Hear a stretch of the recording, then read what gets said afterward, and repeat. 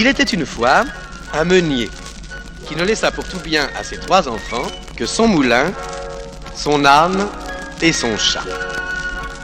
L'aîné eut le moulin, le second l'âne. Quant au plus jeune, il n'eut que le chat. Ce dernier ne pouvait se consoler d'avoir un si pauvre lot. Que faire d'un si pauvre héritage? Mes frères pourront gagner honnêtement leur vie en travaillant. L'un transportera avec son âne la farine que l'autre aura moulue. Pour moi, lorsque j'aurai mangé mon chat et que je me serai fait un manchon de sa peau, il faudra que je meure de faim. Ne vous affligez point, mon maître. Plaît-il? Mais c'est mon chat qui parle. Ne vous affligez point, vous dis-je. Vous n'avez qu'à me donner un sac et me faire une paire de bottes pour aller dans les broussailles. Et vous verrez que vous n'êtes pas si mal partagé que vous le croyez.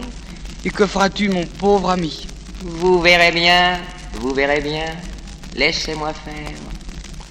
Bah, comme tu voudras.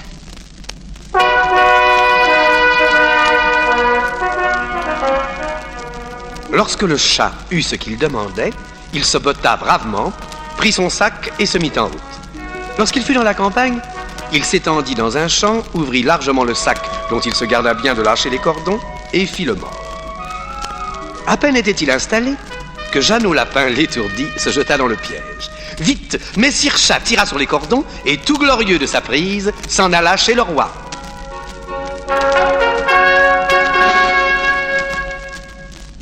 Hola, Messire Chat, que veux-tu? J'apporte de la part de monsieur le marquis de Carabas, mon maître, un présent pour sa gracieuse majesté le roi. Un présent pour sa majesté le roi. De la part du marquis de Carabas. Un présent pour sa majesté le roi. De la part du marquis de Carabas.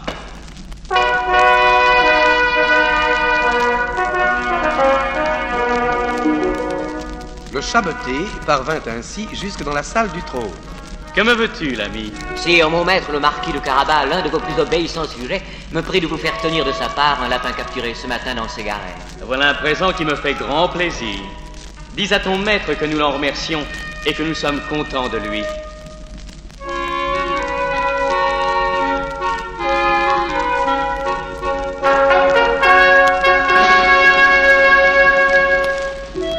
Une autre fois, notre chabotté alla se cacher dans un champ de blé avec son sac. Il prit 2 perdrix qu'il s'empressa à nouveau de porter au palais du roi. Sa majesté le reçut encore. Ah, voici notre ami le chabotté. Qui vient respectueusement offrir à votre gracieuse majesté, de la part de son maître le marquis de Carabas, 2 perdrix capturés ce matin sur ses terres. Dis à ton maître qu'il nous fait grand plaisir et remercie-le de notre part. Et Messire Chat continua pendant 2 ou 3 mois à porter au palais royal du gibier de la part de son maître.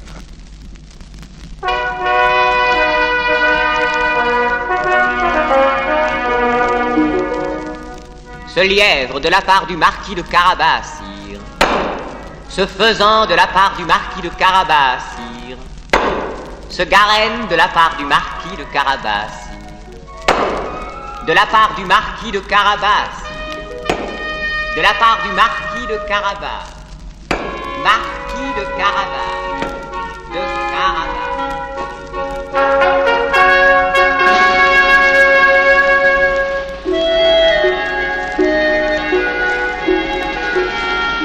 Un jour, le chabotté apprit que le roi devait aller à la promenade sur les bords de la rivière, avec sa fille, qui était la plus belle princesse que l'on pût voir. Il vint aussitôt prévenir le marquis de Carabas, et il lui dit: Mon maître, si vous voulez suivre mon conseil, votre fortune est faite. Qu'as-tu encore imaginé? Vous n'avez qu'à vous baigner tout à l'heure dans la rivière à l'endroit que je vais vous indiquer. Pour le reste, laissez-moi faire. Me baigner dans la rivière? Mais qu'est-ce que c'est encore que cette invention?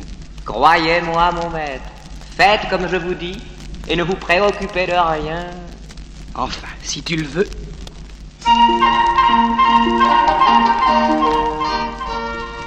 Ce qui fut dit fut fait, et le marquis de Carabas suivit le conseil de notre chabotté. Dans le temps qu'il se baignait, le roi se mit à passer avec toute la cour, et notre chat de crier: Au secours! Au secours! Voilà mon maître, monsieur le marquis de Carabas qui se noie! Mais qui donc crie de la sorte? Au secours! Au secours! Mais c'est Maître Chat qui nous apporte tant de beau et bon gibier! Garde! Que l'on se porte au secours du marquis!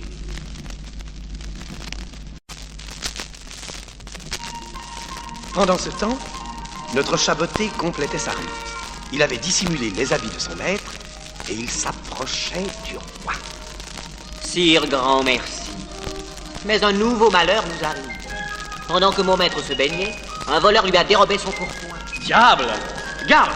Qu'on aille me quérir un instant un de mes plus beaux habits pour monsieur le marquis de Carabas. Il se trouvait que le roi et le marquis étaient de même taille. Et comme ce bel habit lui donnait fort bonne mine, la fille du roi trouva notre marquis très à son gré. Quant au roi, il exigea qu'ils fissent une petite promenade ensemble.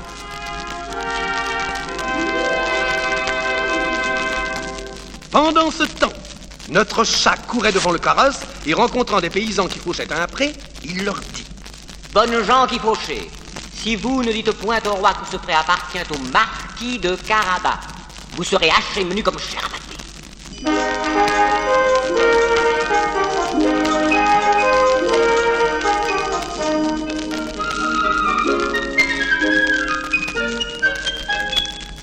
Oh là, bonnes gens! Voilà un point superbe. À qui appartient ce prêt? À monsieur le marquis de Carabas, sire. Compliment, marquis. Vous avez là un bel héritage.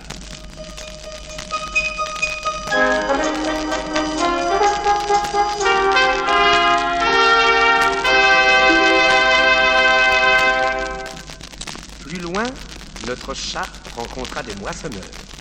Bonnes gens qui moissonnez, si vous ne dites point que tous ces blés appartiennent à monsieur le marquis de Carabas, vous serez tous hachés menus comme chair à pâté.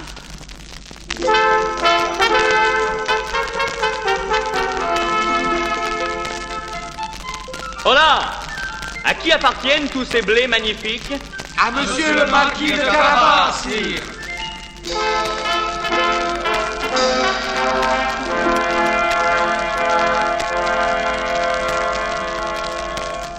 Notre chat arriva enfin devant un beau château dont le maître était un ogre, fort riche et fort craint. Messire l'ogre, je n'ai point voulu passer sur vos terres sans venir vous saluer et vous rendre mes plus humbles devoirs. Bonjour, l'ami. Que me veux-tu? Monseigneur, il n'est point de bruit qui nous court au sujet des grands talents de votre excellence, et notamment, on m'a assuré que vous possédiez le don merveilleux de vous transformer en toutes sortes d'animaux. Par Dieu, on ne t'a point menti. Et tu vas me voir dans l'instant me changer en lion. Ah, dans du ciel! Au secours! Alors, tu as vu? Tu es satisfait? Oh, que votre seigneurie m'a fait peur. Mais on m'a également assuré que votre grâce pouvait prendre la forme des animaux les plus petits. En vérité, rien n'est plus facile. Tiens, regarde plutôt. Et de se changer en souris. À peine cette nouvelle métamorphose était-elle réalisée que le chaboté se précipita sur elle et la mangea.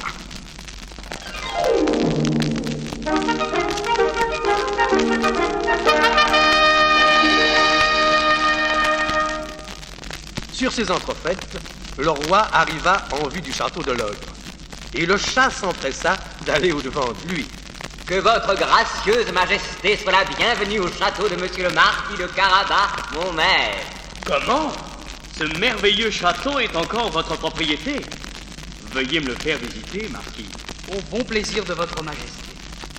Le marquis de Carabas offrit la main à la jeune princesse et fit les honneurs de son château.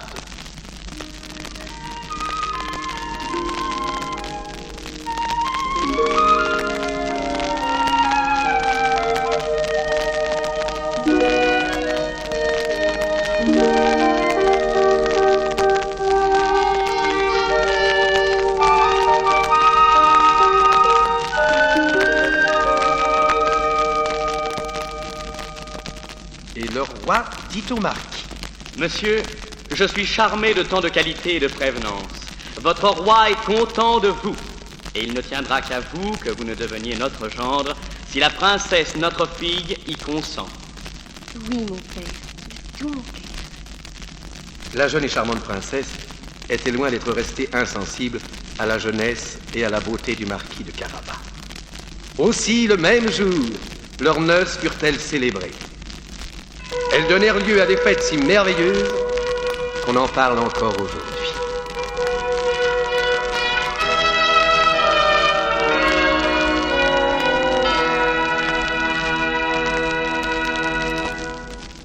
Quant au Chabotté, il devint le plus grand seigneur du palais et ne courut plus après les souris que pour se divertir.